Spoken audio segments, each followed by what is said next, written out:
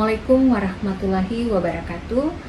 Perkenalkan, saya Nunut Asniar, dosen Program Studi Ketatalaksanaan Pelayaran Niaga dan Kepelabuhanan Kampus Institut Dharma Barata Group, Kota Kendari. Salam sejahtera untuk kita semua. Pada kesempatan ini, saya akan memaparkan pernyataan diri dosen dalam unjuk kerja Tridharma Perguruan Tinggi, khususnya pada bidang mata kuliah yang saya ampuh, yaitu pengantar manajemen. Di sini saya akan menjelaskan tentang mata kuliah pengantar manajemen pada pertemuan ketiga mengenai lingkungan manajemen. Mata kuliah ini ditawarkan pada semester ganjil, yakni semester 1 dengan kode mata kuliah 8DK2 dengan bobot 2 SKS. Mata kuliah pengantar manajemen memberikan pemahaman dasar mengenai konsep, prinsip, fungsi, dan proses manajemen sebagai landasan dalam pengelolaan organisasi, khususnya pada sektor pelayaran niaga dan kepelabuhanan. Mahasiswa mempelajari perkembangan ilmu manajemen, fungsi perencanaan, planning, pengorganisasian, organizing, pengarahan, leading, dan pengendalian atau controlling, serta pengambilan keputusan, komunikasi organisasi, kepemimpinan, motivasi, serta kerja sama tim. Kurikulum mata kuliah ini disusun berdasarkan Outcome Based Education atau OBE dengan CPL yang dibebankan, yakni CPL 1 menguasai konsep, prinsip, teori, dan fungsi manajemen yang meliputi perencanaan, pengorganisasian, pengarahan, dan pengendalian. CPL 2 menguasai konsep dasar kepemimpinan, komunikasi organisasi, pengambilan keputusan, motivasi, kerjasama tim, serta perilaku organisasi untuk mendukung efektivitas operasional perusahaan. CPL 3 mampu mengkomunikasikan hasil analisis dan gagasan secara lisan maupun tertulis, serta bekerja sama secara efektif dalam tim multidisiplin. Adapun CPMK dari mata kuliah ini yang pertama, mampu menjelaskan konsep, prinsip, dan perkembangan ilmu manajemen, serta perencanaan dalam organisasi bisnis dan kepelabuhanan. Kemudian yang kedua, mahasiswa mampu menganalisis pengaruh lingkungan internal dan eksternal organisasi terhadap proses pengambilan keputusan manajerial. Kemudian yang ketiga, mampu menunjukkan kemampuan bekerja sama, berkomunikasi, dan bertanggung jawab dalam menyelesaikan tugas-tugas manajemen secara individu maupun kelompok. Adapun sub CPMK yang pertama, mahasiswa mampu menjelaskan pengertian lingkungan manajemen beserta ruang lingkup secara tepat. Sub CPMK yang kedua, mahasiswa mampu mengidentifikasi komponen lingkungan internal dan lingkungan eksternal. Sub CPMK yang ketiga, mahasiswa mampu membedakan lingkungan eksternal, mikro, dan makro. Kemudian yang keempat, mahasiswa mampu menganalisis pengaruh perubahan lingkungan terhadap fungsi-fungsi manajemen. Adapun referensi utama dalam mata kuliah ini, yang pertama, Robbins SP and Coulter M tahun 2023 dalam manajemen edisi ke-14. Yang kedua, Duff RL dan Magic D tahun 2023 dalam Understanding Management edisi ke-12. Kemudian yang ketiga, Nicky A. and Williams BK Management A Practical Introduction. Yang keempat, Tambunan TS tahun 2023 pengantar manajemen. Dan yang kelima, Tahir R. Iswayudi MS Ariasi MP dan kawan-kawan buku ajar pengantar manajemen. Baik, adapun metode serta strategi dalam pembelajaran selama satu semester. Yang pertama, 20% ceramah interaktif untuk membangun pemahaman konsep. Yang kedua, 30% diskusi dan studi kasus untuk mengembangkan kemampuan analisis. Yang ketiga, 30% project based learning atau problem based learning agar mahasiswa menerapkan konsep dalam konteks nyata. Yang keempat, 20% presentasi, refleksi, dan simulasi untuk melatih komunikasi, kolaborasi, dan kepemimpinan. Mata kuliah ini diajarkan dalam 16 kali pertemuan dengan pembagian. Pertemuan pertama sampai ke-7 adalah tatap muka, pertemuan ke-8 adalah ujian tengah semester atau UTS, Pertemuan ke-9 sampai ke-15 adalah tatap muka. Pertemuan ke-16 adalah ujian akhir semester atau UAS. Terima kasih dan salam sejahtera. Berikut video pengajaran saya. Assalamualaikum warahmatullahi wabarakatuh dan selamat siang adik-adik sekalian. Waalaikumsalam warahmatullahi wabarakatuh. Siang Bu. Salam sejahtera untuk kita semua. Semoga hari ini kita dalam kondisi sehat walafiat untuk kegiatan proses perkuliahan kita pada hari ini. Sebelum saya mulai perkuliahan kita pada siang hari ini, silakan ketua tingkat menyiapkan kelasnya. Silakan. Belajar, duduk siap, gerak. Sebelum kita mulai mata kuliah pada hari ini, marilah kita berdoa menurut agama dan kepercayaan kita masing-masing. Berdoa dimulai. Berdoa selesai. Duduk istirahat, gerak. Oke, selanjutnya sebelum kita mulai materi kita, saya absen terlebih dahulu ya. Semuanya hadir kan hari ini? Selanjutnya sebelum kita mulai materi kita, saya ingin sedikit mereview materi kita di minggu lalu ya. Mungkin dari adik-adik sekalian ada yang masih ingat apa yang kita bahas pada minggu lalu? Silakan. Minggu kemarin itu kita membahas fungsi manajemen dan unsur-unsur manajemen. Adapun fungsi manajemen itu ada POAC, yaitu planning, organizing, evaluating, dan controlling. Kalau misalkan untuk unsur-unsur manajemen itu biasa tentang 6M, yaitu ada man, money, material, mesin, method, dan market. Ya, oke, saya kira jawaban yang tadi sudah sangat baik ya. Oke, baik adik-adik sekalian, sebelum kita lanjut ke materi kita, saya ingin menyampaikan capaian pembelajaran mata kuliah serta sub CPMK dari materi kita siang hari ini, yaitu mengenai lingkungan manajemen organisasi. Jadi untuk CPMK dari materi kita, yang pertama itu mahasiswa mampu menganalisis pengaruh lingkungan internal dan eksternal organisasi terhadap proses pengambilan keputusan manajerial, ya, serta dapat mengambil keputusan yang strategis bagi keberlangsungan suatu organisasi. Nah, kemudian di situ ada sub CPMK. Sub CPMK yang pertama itu mahasiswa mampu menjelaskan pengertian lingkungan manajemen beserta ruang lingkupnya. Kemudian yang kedua, mahasiswa mampu mengidentifikasi komponen lingkungan internal dan lingkungan eksternal. Kemudian yang ketiga, mahasiswa mampu membedakan lingkungan internal dan eksternal beserta karakteristiknya. Kemudian yang keempat, mahasiswa mampu menganalisis pengaruh perubahan lingkungan terhadap fungsi-fungsi manajemen. Ya, seperti itu ya. Jadi capaian pembelajaran mata kuliah yang kita tetapkan di awal ini diharapkan adik-adik sekalian bisa mencapai unsur-unsur ini ketika mata kuliah ini sudah selesai. Selanjutnya kita akan membahas materi kita pada siang hari ini, yaitu mengenai lingkungan manajemen. Ya, jadi lingkungan manajemen itu adalah seluruh faktor-faktor, seluruh kondisi atau kekuatan dan kelemahan, baik yang berasal dari dalam maupun dari luar organisasi, yang dapat mempengaruhi kegiatan manajemen. Ya, kegiatan manajemen yang kita maksud seperti yang kita telah bahas di minggu lalu itu mengenai POAC atau planning, organizing, evaluating, dan controlling. Selanjutnya, tujuan manajemen lingkungan organisasi. Di situ adik-adik sekalian sudah bisa lihat di layar.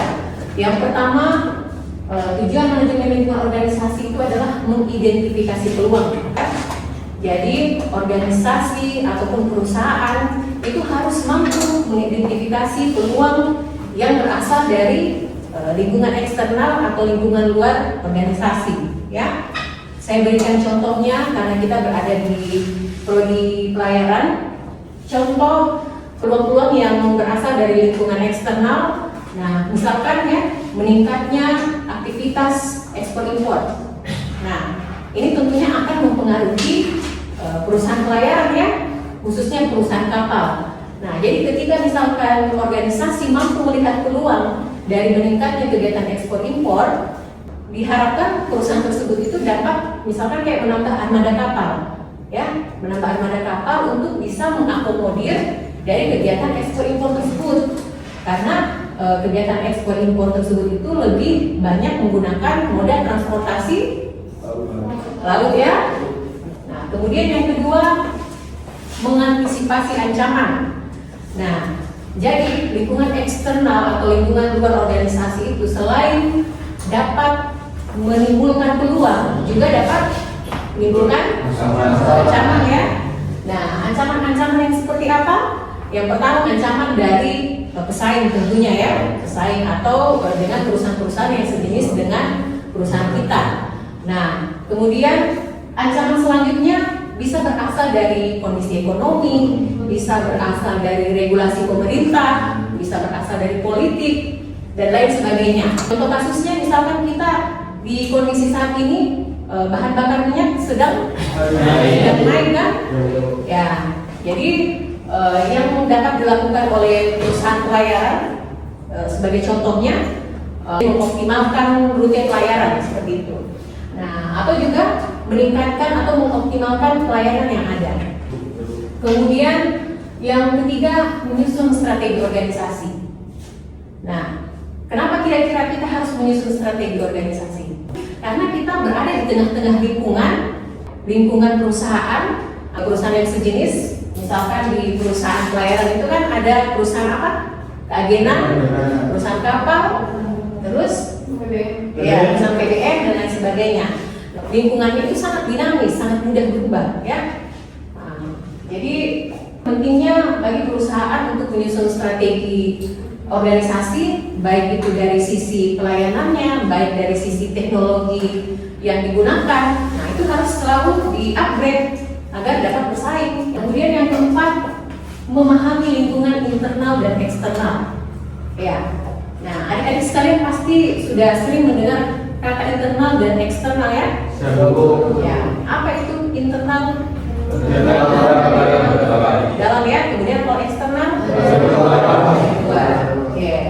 Jadi dengan perusahaan atau organisasi mampu memahami lingkungan internal dan eksternalnya, nah perusahaan dapat melihat peluang-peluang yang ada, memanfaatkan peluang yang ada, serta meminimalisir resiko-resiko atau ancaman yang berasal dari luar organisasi atau luar perusahaan. Ya. Kemudian yang kelima adalah meningkatkan kemampuan adaptasi organisasi. Ya. Seperti yang saya sudah katakan tadi bahwa perusahaan ini berada dalam lingkungan yang dinamis atau mudah berubah ya. Baik dari sisi teknologinya, kemudian dari sisi pelayanan konsumennya, dari sisi keterbaruan produk-produk yang dimiliki. Nah, sehingga perusahaan atau organisasi dituntut untuk mampu beradaptasi dengan lingkungan. Nah, kemudian yang keenam, membantu pengambilan keputusan strategis. Nah, jadi dari seluruh faktor-faktor yang ada tadi ini, dia berujung kepada pengambilan keputusan yang strategis. Adik-adik sekalian tahu siapa yang mengambil keputusan dalam suatu perusahaan? Siapa yang mengambil keputusan? Karyawan kah atau manajer? Ya, pimpinan ya, atau pimpinan tujuh. Ya, baik. Selanjutnya kita masuk di jenis lingkungan manajemen.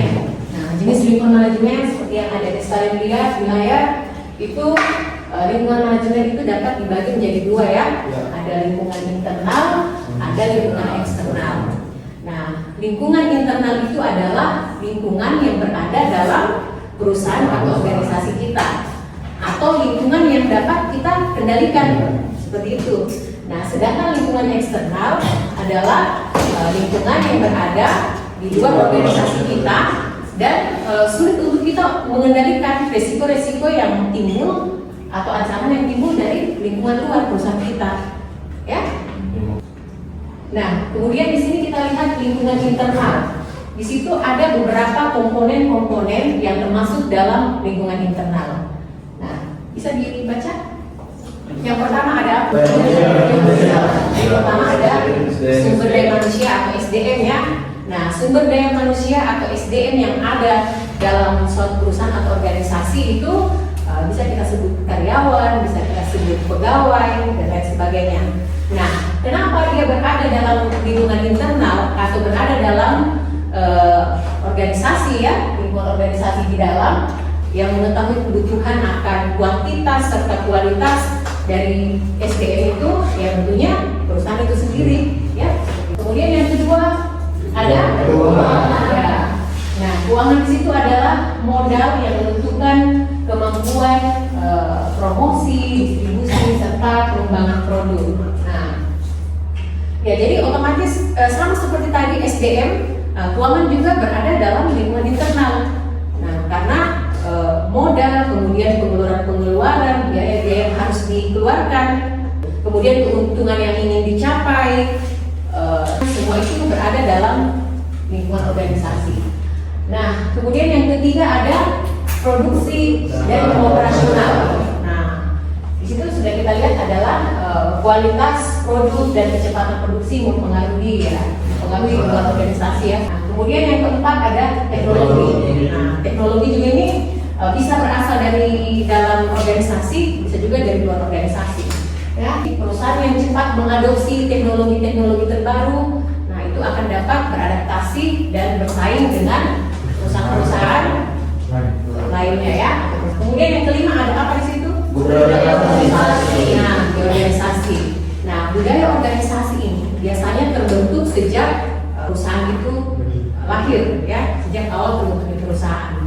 Jadi ketika misalkan dari awal misalkan organisasi itu atau perusahaan itu menerapkan budaya kerja yang disiplin, yang on time, budaya itu akan selalu diterapkan ya. Kemudian lingkungan eksternal.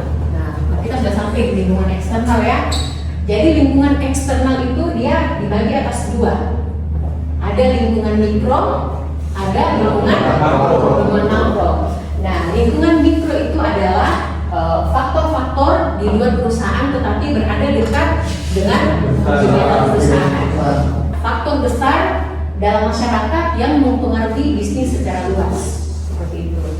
Nah, apa saja unsur-unsur dari lingkungan internal dan eksternal? Nah, bisa kita lihat di layar ya. Jadi lingkungan eksternal mikro itu yang pertama ada pelanggan ya, pelanggan. Kita menciptakan suatu produk atau layanan jasa dan lain sebagainya, itu semua berasal dari kebutuhan pelanggan ya. Nah, jadi sebelum kita misalkan membuat suatu produk atau menawarkan suatu jasa, ya otomatis kita harus mensurvei atau mengetahui kebutuhan dari pelanggan kita atau konsumen kita ya. Nah, kemudian yang kedua ada pemasok. Ya, pemasoknya atau supplier. Jadi contohnya kayak misalkan dalam perusahaan produksi, perusahaan manufaktur, industri yang menciptakan produk, ya itu membutuhkan bahan baku atau material kan? Nah, bahan baku atau material biasanya kita dapatkan dari mana? Dari supplier. Ya, dari supplier ya, dari pemasok. Nah, jadi kita harus bisa menjaga hubungan yang baik, kita harus bisa bermitra dengan pemasok agar ketika kita membutuhkan material itu tidak susah kita dapatkan. Kemudian juga biasanya kalau misalkan kita berhubungan baik dengan pemasok biasanya memberikan kita diskon ketika kita membeli. Kemudian yang ketiga adalah perantara pemasaran. Perantara pemasaran di sini itu adalah pihak yang membantu distribusi produk ya. Kemudian lingkungan mikro, internal ada pesaing ya. Oke. Nah, pesaing ini perusahaan harus terus memantau pesaing ya. Kalau misalkan kita perusahaan pelayaran, perusahaan apa yang akan kita pantau? Apakah kita akan memantau perusahaan tekstil atau perusahaan otomotif? Ya, perusahaan yang akan kita pantau sebagai pesaing kita adalah perusahaan pelayaran itu sendiri ya. Nah, perusahaan pelayaran itu bisa jadi keagenan, bisa jadi kapal, bisa jadi PBM. Kemudian yang kelima, lingkungan mikro di sini adalah publik ya, publik atau masyarakat. Nah, kelompok yang mempengaruhi citra perusahaan. Kita sebagai perusahaan atau organisasi, kita harus menciptakan kesan atau citra yang baik terhadap masyarakat ya. agar perusahaan kita bisa terus apa? Iya, terus berkembang ya. Sudah sampai di pembahasan ini, mungkin adik-adik sekalian ada pertanyaan sampai di sini? Ya, silakan. Baik, di sini saya akan bertanya, mengapa organisasi harus memperhatikan pesaing? Mengapa organisasi harus memperhatikan pesaing ya? Perusahaan harus memperhatikan pesaing seperti yang kita bahas tadi, bahwa pesaing itu merupakan salah satu komponen yang berada dalam lingkungan internal mikro. Nah, kenapa misalkan kita perusahaan harus memantau atau memperhatikan perkembangan dari pesaing kita agar kita bisa menyusun strategi yang lebih baik. Nah, kemudian agar kita bisa misalkan menciptakan atau memproduksi produk-produk yang lebih berkualitas. Nah, kemudian juga bisa memberikan penawaran harga yang lebih kompeten dibandingkan pesaing. Ya, kurang lebih seperti itu. Nah, kita masuk pada lingkungan makro.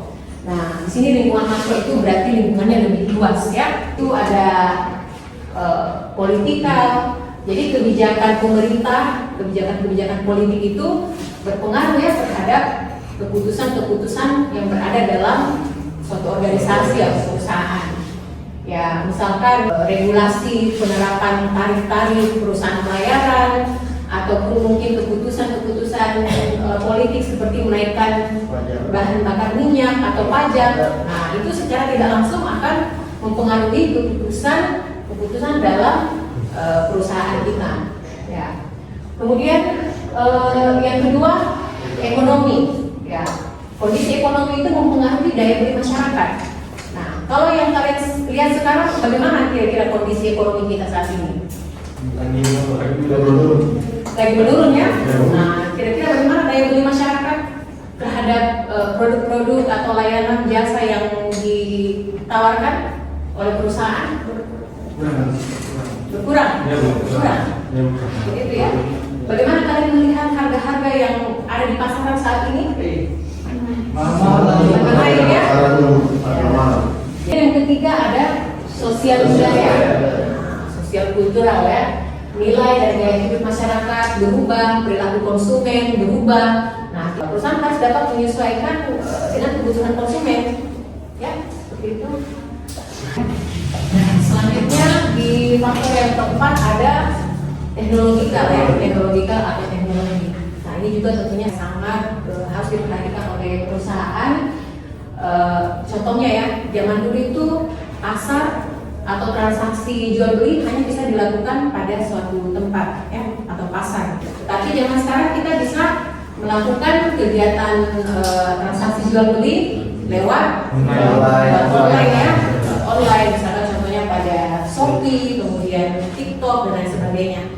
Nah, itu semua karena adanya teknologi ya, teknologi yang semakin berkembang. Nah, kemudian juga selain itu, dulu kita hanya bisa membayar secara cash ya, secara cash, transfer. Tapi saat ini kita sudah bisa melakukan pembayaran ketika kita melakukan pembelian dengan melakukan kris ya.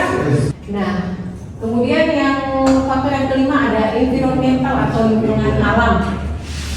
Nah, misalkan kalau dalam perusahaan pelayaran itu misalkan kondisi cuaca atau iklim yang kurang bersahabat, misalkan mungkin hujan yang cukup deras, kemudian mungkin juga bencana alam dan lain sebagainya. Nah, itu akan mempengaruhi proses apa? Operasional kapal ya. Pelayaran itu dapat mengalami keterlambatan pengiriman dan lain sebagainya ya, ketika misalkan berhadapan dengan cuaca atau iklim yang kurang bersahabat seperti itu. Kemudian faktor yang keenam itu ada legal atau hukum. Jadi hukum itu juga sangat mempengaruhi perusahaan secara langsung. Ya, misalkan ketika yang kita bahas tadi di awal, ketika misalkan pemerintah menerapkan regulasi-regulasi yang baru, contohnya misalkan penerapan satu tarif misalkan bagi perusahaan-perusahaan pelayaran. Nah, itu secara otomatis akan mempengaruhi kegiatan dalam perusahaan organisasi. Begitu. Nah, sampai di sini mungkin ada pertanyaan? Ya, silakan. Saya izin bertanya Bu, untuk contoh kekuatan dalam lingkungan contoh kekuatan dari internal organisasi. Ya. Tadi pertanyaannya bagus sekali ya. Iya. Yang ditanyakan mengenai contoh kekuatan yang berada dalam lingkungan internal. Nah, contoh-contoh kekuatan itu ada sangat banyak. Yang pertama misalkan dari sisi keuangan perusahaan. Nah, keuangan yang sehat akan mempengaruhi kegiatan perusahaan tentunya ya. Kemudian yang kedua, karyawan yang kompeten juga akan mempengaruhi proses operasional atau proses produksi dalam suatu perusahaan. Kemudian yang ketiga juga teknologi yang modern. Nah, itu juga teknologi yang modern merupakan kekuatan-kekuatan internal dari dalam perusahaan. Ketika kita menggunakan teknologi yang lebih canggih dibandingkan pesaing kita, nah itu akan menciptakan kekuatan tersendiri ya. Nah, kemudian yang keempat juga reputasi organisasi yang baik. Nah, ketika kita bisa membangun reputasi atau citra yang baik di masyarakat, itu juga akan meningkatkan daya saing dan daya jual perusahaan kita di masyarakat. Ya, seperti itu. Selanjutnya, dampak jika perusahaan tidak memahami lingkungan manajemen. Dampaknya di situ yang pertama adalah produk tidak sesuai kebutuhan pasar, kan? Kemudian yang kedua juga kita akan kalah bersaing karena kita menghadapi pesaing yang sangat banyak dan lingkungan yang sangat dinamis ya. Kemudian yang ketiga, penjualan kita otomatis akan menurun. Nah, kemudian yang keempat, strategi pemasaran yang kita terapkan akan gagal. Ya. Kemudian yang kelima, kita akan kehilangan pelanggan. Jadi itulah dampak-dampak ketika kita tidak bisa mengidentifikasi, kita tidak bisa memahami dan melihat lingkungan internal dan eksternal dari perusahaan kita. Nah, oleh karena itu, untuk mengantisipasi dampak-dampak tersebut, kita harus apa? Kita harus mampu memahami lingkungan kita, ya, seperti itu. Nah, oke, selanjutnya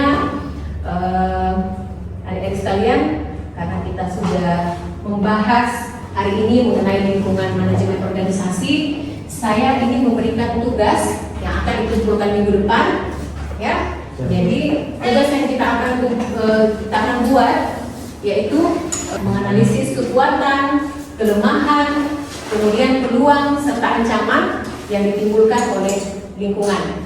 Jadi tugasnya itu dibuat dalam bentuk tabel ya. Di situ nanti disajikan kekuatan, kelemahan, kemudian peluang serta ancaman yang ditimbulkan dari lingkungan baik itu internal maupun eksternal. Silakan dibuat dalam bentuk tabel. Adik-adik sekalian mencari perusahaan yang dekat dengan lingkungannya dan silakan melakukan wawancara mengenai 4 hal tersebut. Ya. Kemudian tugasnya itu dikumpulkan minggu depan pada pertemuan kita yang selanjutnya. Saya harapkan adik-adik semua mampu mengerjakan tugas tersebut ya. Untuk tugasnya silakan dikumpulkan ke email saya, ya. Kan? Jelas tadi tugasnya ya. Ya, saya kira pertemuan kita pada siang hari ini cukup. Saya harap apa yang saya sampaikan tadi adik-adik sekalian mampu memahami dan silakan cari referensi-referensi yang lebih banyak yang membahas mengenai materi kita, ya. Kemudian insya Allah kita bertemu lagi di pertemuan selanjutnya minggu depan. Dan jangan lupa dikerjakan tugasnya ya. Sekian dan terima kasih. Assalamualaikum warahmatullahi wabarakatuh. Waalaikumsalam.